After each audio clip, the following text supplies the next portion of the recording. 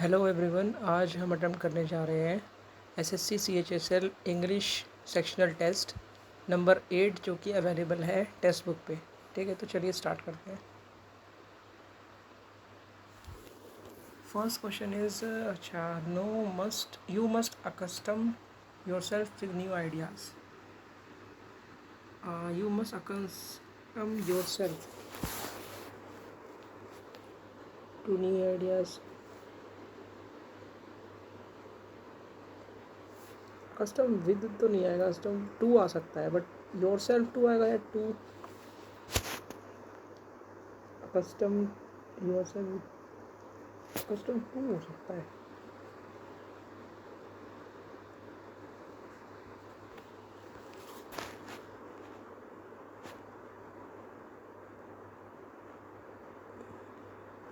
The condition of Russian economy is in dire straits. अच्छा, dire straits तो शायद इसका नेगेटिव सेंस में मीनिंग जा रहा है, शायद ये हो सकता है यार, ये बाद में करेंगे। Para jumbled ability to imagine how another person is feeling and so understand his mood. अच्छा, empathise empathize. Outside the court, they both said they would consider mounting a case against the police for dash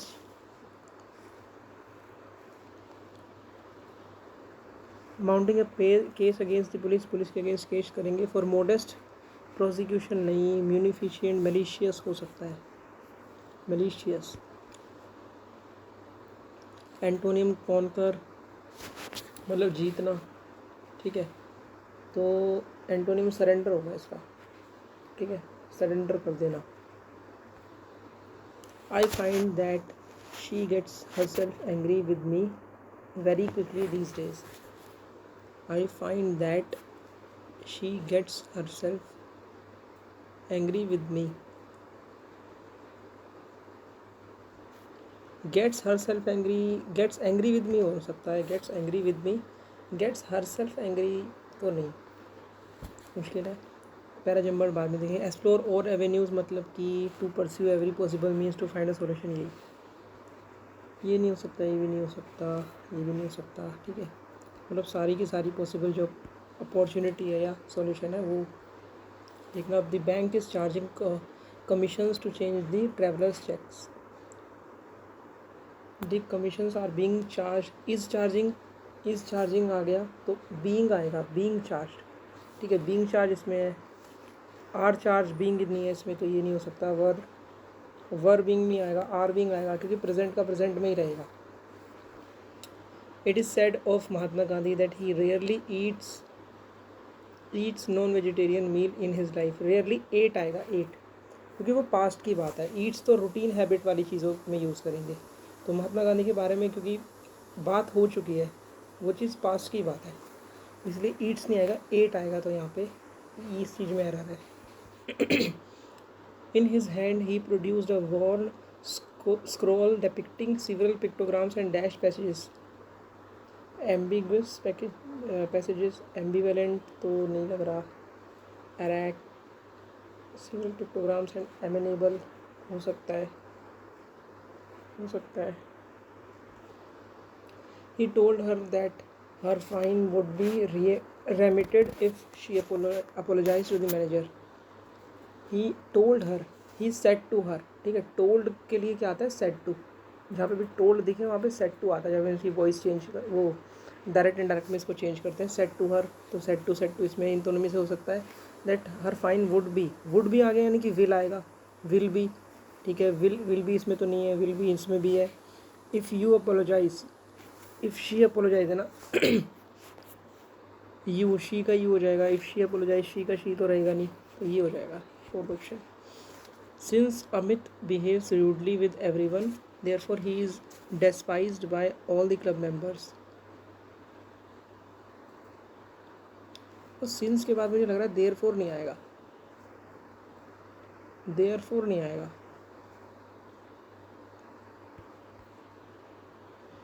Raghu takes care to remain dash fit by going to extremely fit, thoughtfully fit नहीं, brutally fit, honestly fit, extremely fit.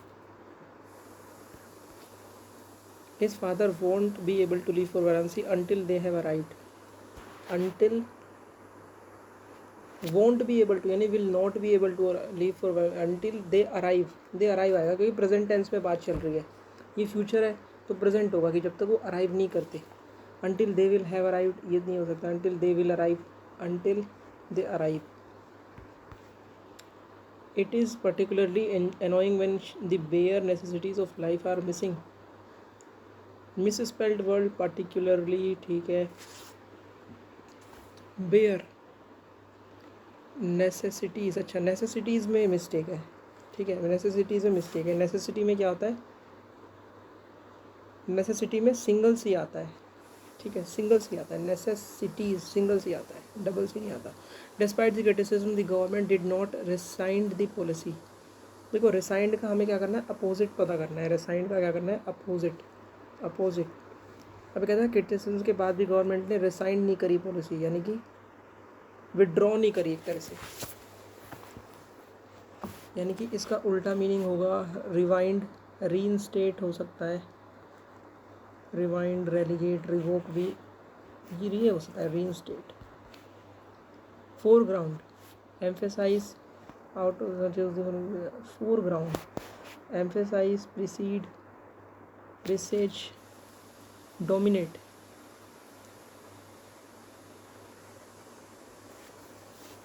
ये और ये में से second और third में से option यार लग रहा है इसका एक्चुअल क्या होगा. प्रिसीड, प्रिसेज, पता नहीं, चांस ले लेते हैं एक तुक्का मार के. Government, government, detached, indifferent, epicure. Epicure लग रहा है मुझे. गवर्नमेंट शायद वो होता है जो खाने पीने का शौकीन होता है, तो एपिक्योर का मतलब भी वही होता है. Literary writing is an expression of life through the medium of a language that is aesthetically pleasing. It is a dash record of what writers have seen. It is a vital record. It is a peripheral record. It is a secondary record. Secondary तो नहीं होगा, vital हो सकता है. Periphery भी नहीं हो सकता. listless record कोई सेंस नहीं बन रहा. vital हो सकता है. vital record of, ठीक है. इट इज़, इसके बाद क्या है, in literary dash imagination plays the most important and defining role. Writing, literary writing के बारे में बात हो रही है पहले, तो यही इसी चीज़ से कंटिन्यू होगी. And defining role, imagination play करती है एक डिफाइनिंग रोल को.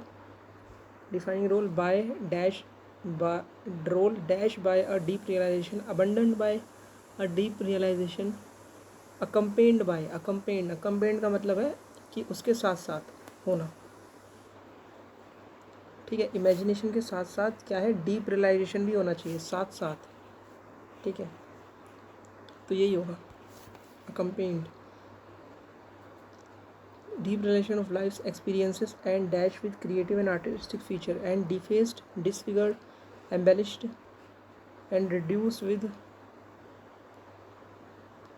क्रिएटिव. डिफेस्ड, डिसफिगर्ड तो नहीं होगा, एम्बेलिश्ड हो सकता है.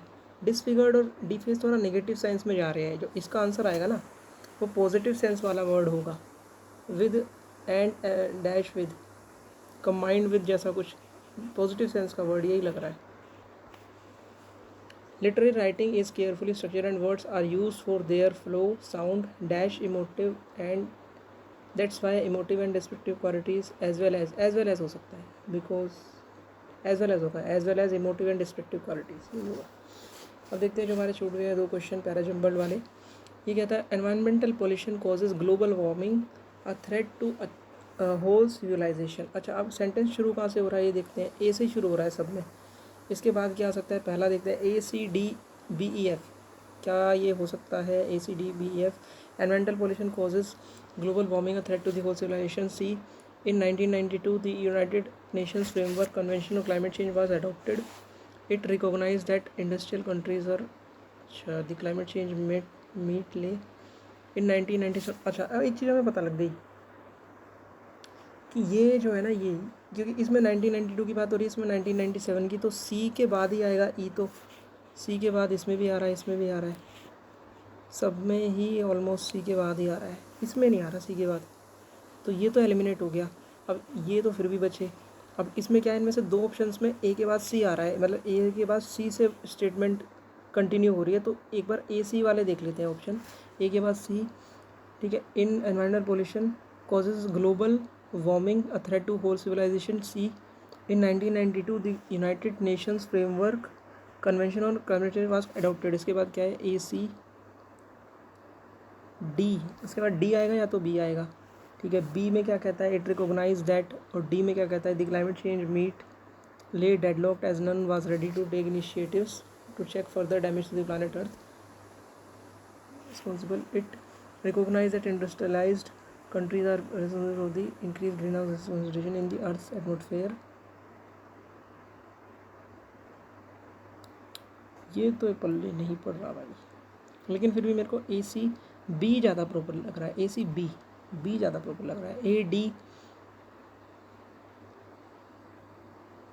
नहीं, ये ए डी तो नहीं हो सकता, ए सी बी ज़्यादा लग रहा है प्रॉपर, ए सी बी। देखते हैं इसके बाद एक ही हमारा रह गया है, 8 नंबर 8, यूनेस्थीशिया मीन्स किलिंग फॉर गुड। ठीक है, इसके बाद क्या आ सकता है, बी सी डी में से कोई आ सकता है, डी। पहले डी देखते हैं, it could be done in 2 ways, active और पैसिव, ए डी। तो ए डी हो सकता है, ए डी लग रहा है। अब ए डी के बाद सी आना चाहिए या बी, ये देखना है। ए डी के बाद पैसिव एनेस्थीसिया यूथेनेशिया के बारे में बताया है। उसके बाद ए डी सी या ए डी बी। बी में क्या है, it refers to intentional killing.